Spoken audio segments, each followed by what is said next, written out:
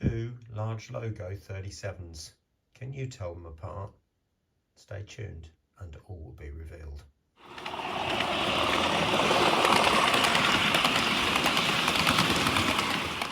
Well, it's finally here, Accurascale 37402. But there's something I want to show you before we open the box. Well, you can see the box has arrived. Now, what I wanted to show you is this. I haven't undone it. All I have done is just remove the address label, so you can see that's still sealed, not been broken, and that's still sealed. So let's get it up, open and have a look. Now I must admit, the only other thing I've had from Accurascale is the children wagons, and all but one pack I've had directly from them. It's not been an issue with that, with any of those packs. So really hoping that there's not going to be an issue with this one either. But let's have a look. Well, there is a reasonable amount of bubble wrap in there, but the box is just allowed to rest on the bottom, so I wonder if it's all right. Let's get this out of the box and have a look. So doing this on camera, so if it does need to go back, then all the video evidence is there. Oops, excuse the shake on the camera. And it's got that familiar suction that you're so used to seeing with other brands. So you've seen all this before. I don't need to go through every single thing that's in here, and if you've watched other reviews on these 37s, you'll know exactly what's in there. If there's anything that I've not come across before, I'll have another look. But there it is. Blimey, it seems to, it's been such a weight. Now I have to say, this, blimey, this does weigh a ton. Be interesting to see how much it weighs against the Bachmann one, and indeed against a Hatton's 66. This does feel quite heavy, and I know it's still in the packaging, but I can't imagine this ice cube weighing very much. Well, here we are then. So both locomotives are now out of the box. And when you look at them just like that, there's not a lot between them, to be fair, apart from model differences, in the sense that one is 402 and the other one is 430. There are subtle differences between the two, in the sense that you've got this plate here, and that doesn't appear on the 430 model. Obviously snow plows are on this one and they're not on this one. You've got that connection just there, which doesn't appear to be on that one. But could you tell which is the Bachmann and which is the Accurascale? Well, those in the know will know that 402 is the Accurascale model and the Bachmann is the other one just there. But both incredibly good models, there's no doubt about it. The standard that these manufacturers have reached is literally beyond what we can imagine. But let's have a close look at them. Now, if we just start at those front ends, I've just pointed out some basic features there. Now, obviously, this one's got silver buffers and that one's got black buffers. And as I've said, this one's got a snow plough and this one hasn't. Well, I say it hasn't, but it actually has. But if you fit it, you can't couple anything to it. It's as simple as that. And it goes into the NEM socket, which is just obviously just down there. So you take your choice, really. Now, if I show you this end on the Accurascale one, now that literally clips behind the coupling. So you put the coupling in, and then you squash this between the coupling and the NEM socket. So why Bachmann couldn't do something like that, I don't know. Now, both have got the warning flashes. and both have got the check or the plated over marker lights. Now these marker lights do seem to be a little bit more pronounced than the Bachmann ones. Okay, you might be able to make that one out. And these do seem a little bit more paler. The high density marker light does seem to be pretty much the same. There's no difference in that. But the main difference, or one of the differences, in the tail lights. Now that is actually correct. This particular model has, or the 430 version, has the small rear tail lights, whereas this one has the LED lights fitted. Buffer beam detail is outstanding on both models, there's no question about that. In terms of livery on the end here, if you'll notice, the Bachmann one does have the cant rail going under the windows. That is a little bit more bold, shall I say, and it's a lot more refined on the Accurascale one. And then just looking at the horns, I'd say that the Accurascale horns are a little bit more refined, but there's really not a lot in it, to be honest. I am picking hairs at this stage. Both are very finely printed. That one has the number on the front, this one doesn't. Now, looking at those end grills there, to be honest, there's not a lot of difference. You've got the Welsh Dragon just there, where we know that this one is a Scottish one with the Highland Terrier on there. This box on the side of the Bachmann one does seem to be darker, and that one's got some detailing in it. On the Accurascale one, we've got the springs picked out in red, and obviously the axle boxes are yellow, whereas this one, again, we're probably looking at model 430 difference, 402 difference, but this has got black springs. Again, very fine on the Bachmann. Again, there's not an awful lot in it, to be honest. They do seem to be very, very nicely done, both of them. Can't complain at either of those. Looking at the side of the body there and that grille, both grills are moulded, and both windows obviously moulded there. They do seem to be pretty much the same. Actually, what about, somebody mentioned the door handles. That is very fine on the Accurascale. Might be a tad thicker on the Bachmann, but not much. And again, looking at these grills here, they seem to be a much for muchness, to be honest with you. And obviously there's a window on that one, but there isn't a window on that one. Oops, that nameplate is coming adrift a bit. I need to put that back on. But you can see that's very nicely printed. It does come with some etched nameplates, which I will be fitting. I think the main grille there, although it's got some rivet detail on that one, it has on that one, I'd say the Bachmann one is a little bit nicer, to be honest. Well, just looking at the roof detail, again, like I said, I think the Bachmann version is slightly darker all over, and obviously you can see that this one is a bit darker, so this is the Bachmann one.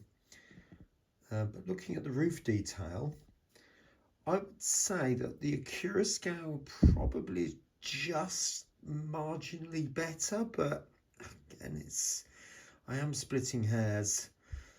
I mean, I'm looking at this piece here, it seems more of a blob, whereas a shaped part there. The horns have got a grey bit at the end there, whereas they're not there. But again, they're very, very finely done, both of them.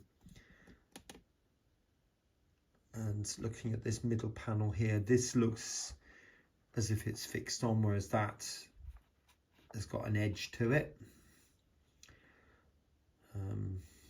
This looks, I think this one just looks a tiny bit finer, but you see, when you look at this section, I think Bachmann have marginally got it. But on the other hand, these handrails here are separately fitted, whereas they are moulded on the Bachmann one. But to tell, can you?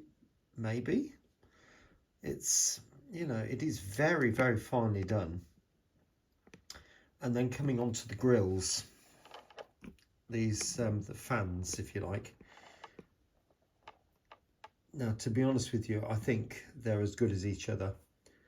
To be honest, I'm looking deep inside them. This one here, you can see a grey frame in there, whereas this one does look black. So I think this one does look marginally better because it's black behind and you can't see this grey. But I'll be honest, I've never stared into the roof of a 37, and it would be all black in there anyway. I'm pretty sure about that. But as you can see, there's really, on the actual model itself, there's really not a lot in it at all. So it's down to your personal choice, I think. So let's see what they're like when they're on the track. Right, welcome back. Now, you've seen the running on the Bachmann one, and it's as smooth can be. So I'm not going to show you that now, but what I am going to show you is this running. I haven't programmed this. I've literally just put it on the track, and God's honest truth, I've not actually run it at all. So first of all, let's see if it moves. Well, can't argue with that, can we? So if the lights work. Right, they do. It took a while to come on though.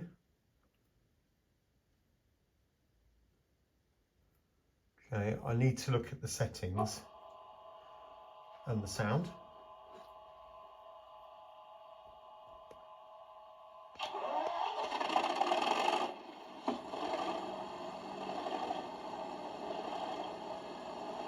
That does sound good.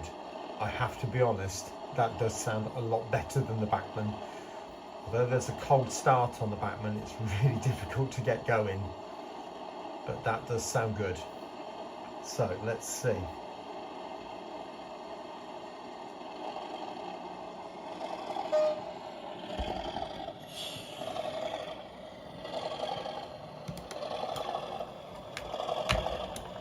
And it's derailed.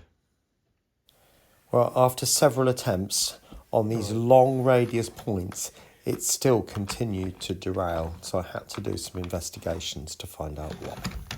Right, I think I've worked out what the problem is. If you notice, it's the NEM pocket. Look, it's catching the snow ploughs. And that's what's causing all the issues. Otherwise, the buffer, or the bogey, sorry, is actually missing everything, which is what it's supposed to do. So you might say, well, I haven't fitted it properly. I believe I have. There's the instructions for the main body of the detail. And then it says, visit our website, because some details have been omitted from this. So you go to the website using the QR code or to that, and that's where it takes you. Okay, you go into the different parts of it, and you fit the centre snowplough to two little holes there, which I have to say I had to drill out a little bit because it didn't fit. So I drilled it out at 1mm and it went in no problem. And then the two side pieces go into holes there. They did go in no problem. But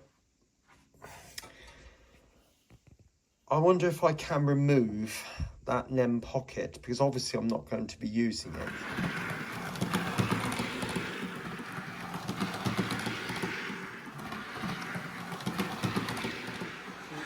Right, here we go then.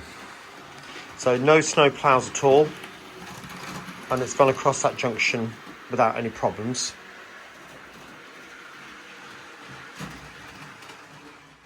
So what do we think then? Well, both models are absolutely gorgeous. It's obvious there is a huge amount of attention to detail gone into both models, and both manufacturers are operating at certainly the top end of their game, if not the top of their game. There's no question of that. The detail on both locomotives is literally outstanding, far beyond what we've seen in years gone past. And I think other manufacturers are starting to realise and, you know, they might have to up their game in some instances. Now, I have had issues with both. I can't say I haven't, because I have. The Bachmann one, when I first got it, which I think is approaching a year now, I don't know, I think it is. It wouldn't go around my second radius curve. I think it's second radius, it might even be a tad tighter, I don't know. But I had to drop the bogies and grind away some of the metal chassis to allow the bogies to turn that a little bit further. I'm only talking about 0.5 millimetre, but that made all the difference. So it now goes around those second radius curves. Should I have to do it? No, I shouldn't. But the fact is, I have. I could have left it, but it means I could only run it on this track going that way and not be able to run it going that way. So that has always been a problem. The Accurascale one goes around that curve, no issues whatsoever, as if it doesn't exist, to be honest. However, there have been other issues. Both locomotives, as far as I'm aware, in their lifetime have carried snowplows. This one, the Bachmann one, at the moment, as far as I'm aware, in the large logo livery, does not carry snowplows. But 402 definitely does. So when I looked in the parts bag and found there was a 3-piece snowplow, I was like, this is fantastic, amazing, brilliant. However, when I put it on the track and started to go around the corners over these sets of points, every opportunity it would derail. And the point was the NEM pocket was catching the back of the snowplows and jamming, basically, so causing the bogie not to have its full amount of travel. So to make life easy for myself, I just removed it, but I do want the snowplows to be on it. At the end of the day, this locomotive carries snowplows in reality, and the model has come equipped with snowplows, and I would like them fitted. So I will be talking to Accurascale about a solution with that. One thing that somebody did on RM Web was to literally cut back or cut the end off the NEM coupling, NEM pocket. So it was able to travel side to side without catching the back of these snowplows. That might be a possibility. We'll see. I don't want to invalidate the warranty. That's the point. Now, secondly, if I bring this locomotive back now so they're in line with each other, you'll notice both sets of headlights are on. Well, they certainly are on the Bachmann. You might question whether they are on the Accurascale, but they are, I promise you. You might just be able to make out the high density light, the bottom one, but the marker lights, even though despite they're on, you can't see them. And I do like my models to have lights from all directions where I look at it, not just directly in front. So for me, that's a bit of a downer, I'm afraid. I do like the lights working as they should. Now, the third thing is to do with the coupling. Now, I heard people say this with the Deltic. The coupling seems to pop out. Now, if I just spin the camera for it, I thought I'd put a couple of container wagons on the back. Now, they are metal, but that's not a long train. It should be able to cope with that very easily. And as you've seen earlier in the video, it weighs a lot, 680 grams if I remember correctly. So it should be able to pull any number of those without any problems whatsoever. But the coupling kept popping out. So what I've had to do is swap out with another manufacturer's coupling, and so far so good. It's certainly a lot better than that. It's all to do with the prongs at the back not being wide enough and the clips at the back not gripping the back of the NEM pocket tightly enough. So it might be just the Accurascale couplings, I don't know, but if you get one of these and you want a heavy train, I suggest you pop them out and swap them over with another brand, and that will work absolutely perfect. It's just a pull out and push in type situation, so it shouldn't be anything like difficult. Now, the third thing, or the fourth thing I should say, that I have an issue with is the decoder function and the sound file. Now, you might say, the sound file, well, that sounds amazing. And it does. I can't argue with that. It's got an EM1 speaker in it, I think, EM2. I'm not sure which one it is, but it's really heavy bass speaker in this. And it sounds absolutely fantastic. I cannot argue with that. However, on the sound front, it's the number of sounds and the types of sounds that there seems to be a lot of horns, whereas two horns would do the job, to be honest. If you have two horns which are quick response horns and they will go on for as long as you press, you can have any sound you want. Whether it be a fancy sound, you can do that with your fingers, whatever it might be.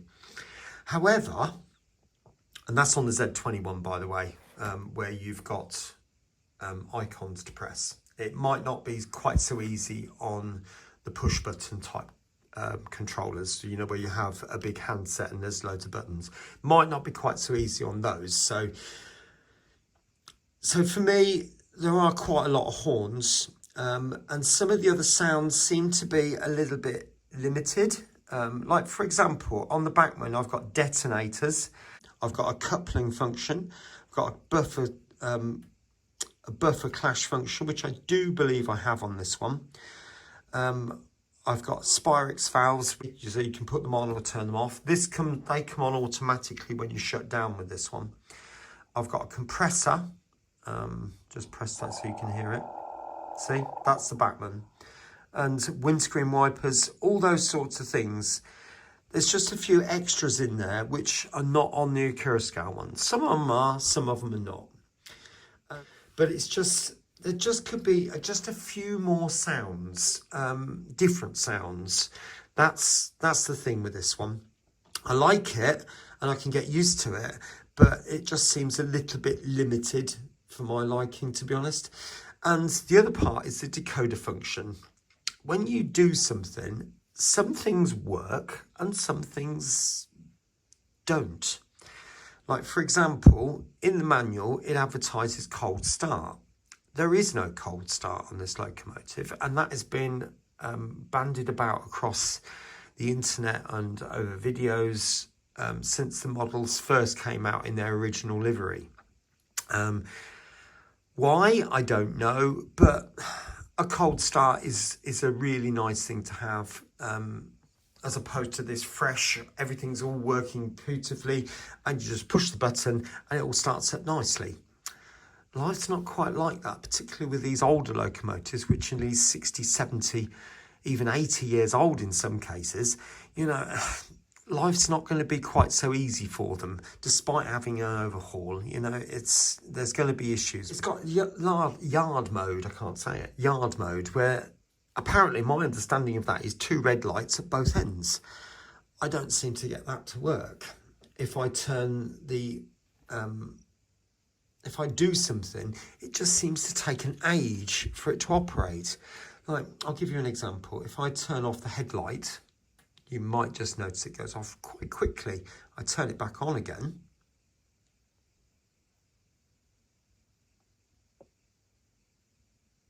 And it just seems to take quite a while to come on. And it's just all these little things. I've got an engine room, if I bring it forward again, so you can hopefully see the engine room light come on, and that comes on immediately. There's no problem with that. Instrument panel. Now, if I turn the locomotive so that it's going the other way, you'll be able to see the instrument panel in that cab. Yeah, if I turn it off, turn it back on again. See what I mean? It takes 2 or 3 seconds for it to come on. Now, maybe that's prototypical, I don't know, but I prefer these things to come on with a soft approach, but come on almost immediately. Like, for example, if I do this to the Bachmann, if I now switch ends, you see what I mean? It's instant, but it's a soft switching from back to front. It's just those little things that I find a little bit irritating, I'll be honest with you. But I can get used to it. I do like the model, so don't get me wrong, I do like it, but it's just these little foibles. Now, one other thing that's, when the locomotive starts, you've got this, now 37s do that. I'm not questioning that. But on the original settings, it did it for ages. And after a while, it was getting quite irritating. Now, I altered the CVs on this. So I reduced CV5 down to 130. So it only does 90 as far as I know these things. So that brought it right down to a sensible speed. CV6 down to 65. CV3, the acceleration, I think I took that up to 70. So it really pulls away quite slowly. And then CV4, I put it to 50, but I might drop that to about 30 or 40. By taking CV3 up to 70, it does that constant growl, or that sort of intermittent growl, but then once it reaches a certain speed, then it kicks in with the normal long growl of the tone that, you know, of a locomotive working or running. So that's worked out quite nicely.